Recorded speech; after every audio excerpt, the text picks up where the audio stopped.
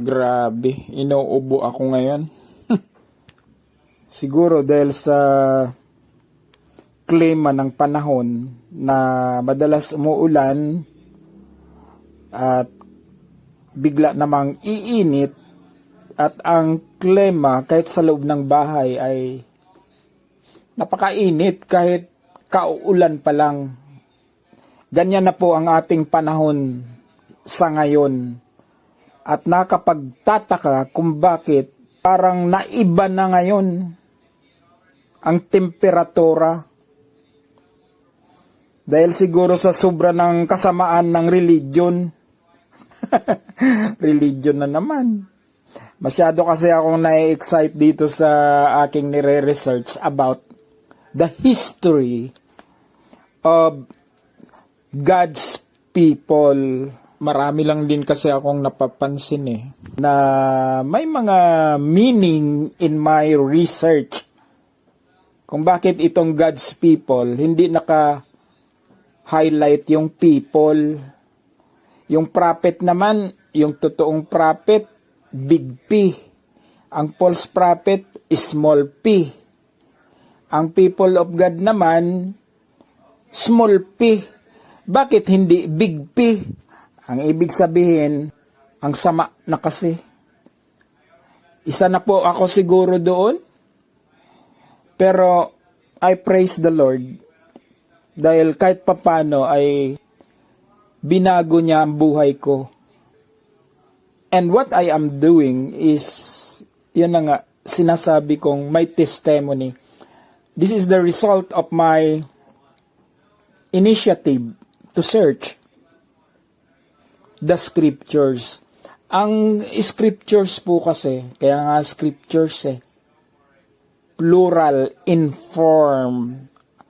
Ang pagkaalam kasi ng mga tao, ang scripture, yan lang yung Bible. Hindi po. Ang scriptures ay binubuo ng tatlong aspeto sa mundo. Number one, syempre po, ang Bible. Pero maliban pa po sa Bible, kailangan nating matutunan kung ano ang nakasulat sa history. And the science of creation, which is physics. Ang physics po, kung ating pag-aaralan, is the language of God. And it's a mathematical expressions of alphanumeric. Puro numero ang karamihan niyan because it's being expressed mathematically as truth to prove the perfect constellation of the creation of God, and that is physics. Kaya lang maraming prejudice ngayon sa physics. Samantalang yun yung language of God other than the Bible na hindi naman naka-register yan sa Bible. Physics nga Kaya po ang iba ay hirap tuloy nilang intindihin ang Bible by the interpretations of the Bible itself. And that is because of the spirit of prejudice. Samantalang ang physics is also classified as the scriptures na sinasabi sa Bible. Dahil ang architect ng creation is God. Kung tayo po ay nag-aaral ng architecture, lahat yan mga measurements. Measurements of time, measurements of distance, measurements of anything.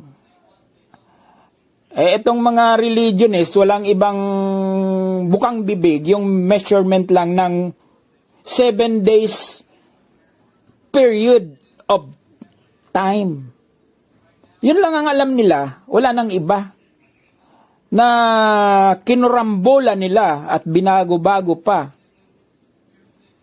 Yung period of days ng God's creation week is numbered man lang. Wala man yang nilagay na Sunday, Monday, Tuesday, Wednesday, Friday, Saturday, which is all a worship of pagan people to their God na counterfeit God. Hindi po yun ang totoong God. Yan ang mahirap sa mga religionist. Sinasamba nila yung creation of God than the Creator. Tingnan mo na yung mga kaisipan na kung bakit doon nahuhumaling ang kanilang paniniwala sa creation of God. Instead of ang paniniwala i-center mo doon sa Creator. At yan nga po yung nilalaman ng scriptures. Paano mo maiintindihan ang Bible kung ignorant ka sa physical creation of God? And that is the problem because of religion. Ang ginagamit nila, hindi nila ituturo yung physics sapagkat nandun yung sikreto ng creation of God. Gusto nila, sila lang nakakaalam. Yung mga researchers na matino ay kanilang bibilhin yung output ng research work para takpan.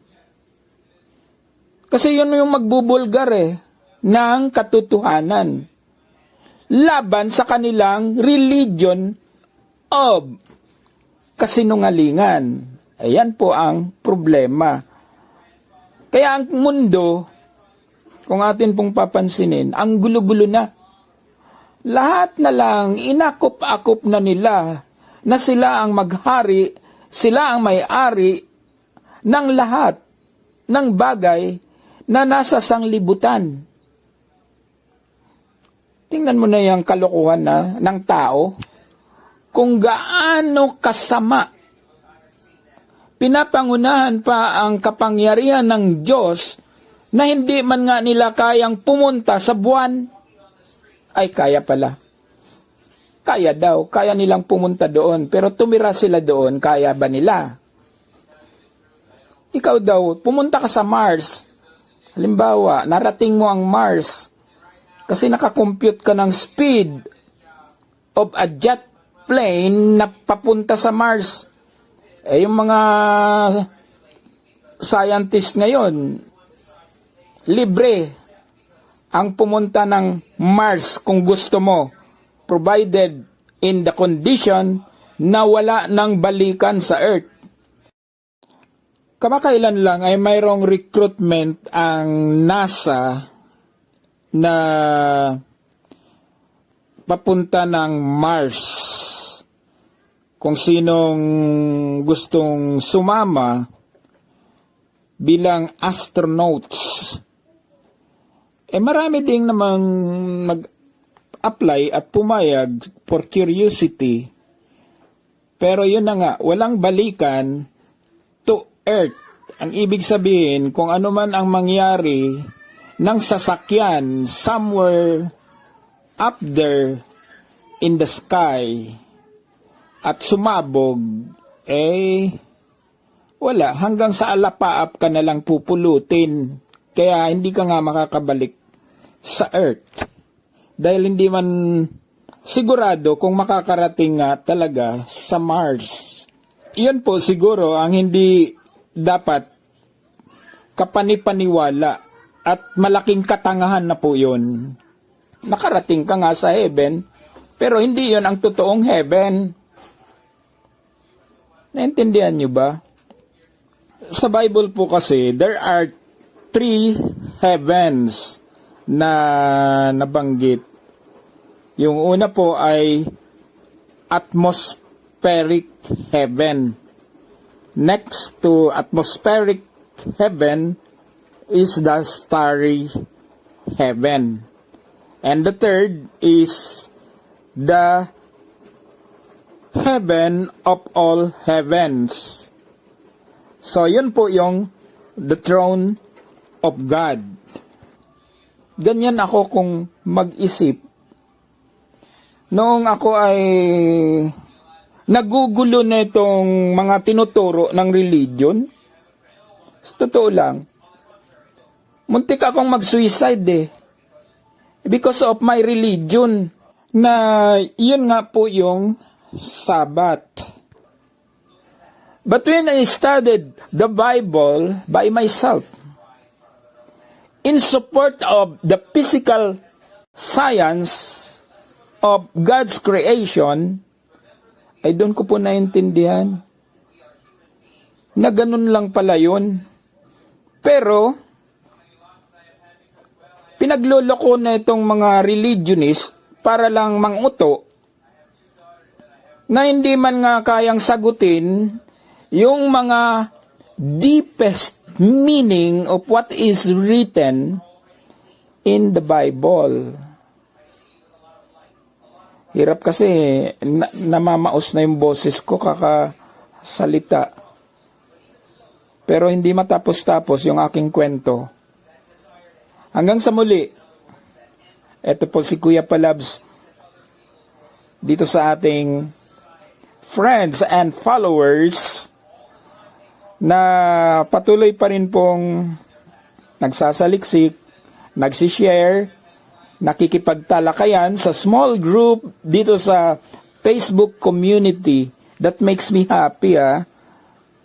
Wala tayong personalan dito. It's just about sharing of truth, kung ano man po ang ating nasaliksik, dahil mahalaga po yun. That is our testimony of Jesus na sinasabing the spirit of prophecy. Yan po yung spirit of prophecy. Hindi yan doon sa isang tao lang galing. Yan ang mahirap sa mga religionist. Dahil sa kanilang pagdi-declare ng isang propeta, that can be classified as false prophet in our time. Sapagkat si Jesus po mismo ang nagsabi noon that all prophets and the law prophesied was until John the Baptist. Si Jesus na ang nagsabi noon Pero ano ang reaction ng mga religionist? They oppose the declaration of Jesus that all the law prophesied was until John the Baptist. Kasi ang daming mga ambitious ngayon na gustong maging prophet daw. Hindi naman kapanipaniwala.